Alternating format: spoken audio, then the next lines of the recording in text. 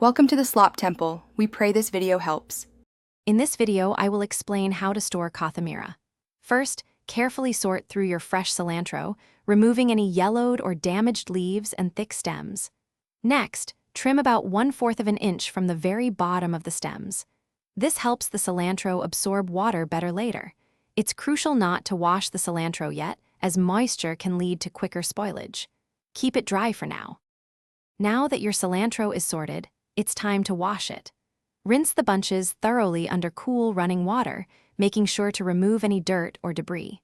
The most critical step for successful storage is drying. Gently pat the cilantro completely dry with paper towels or a clean kitchen towel.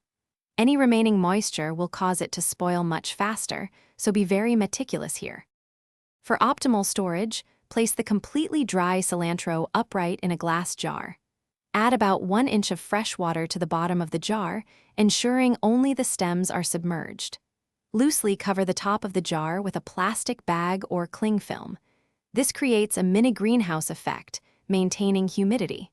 Store this setup in your refrigerator's crisper drawer. To maximize freshness, remember to change the water in the jar every 1 to 2 days. This prevents bacterial growth and keeps the stems hydrated. Regularly check your cilantro for any wilting or discolored leaves and remove them promptly to prevent spoilage from spreading. With proper care, your Kothimeera can stay fresh for up to 2 to 3 weeks.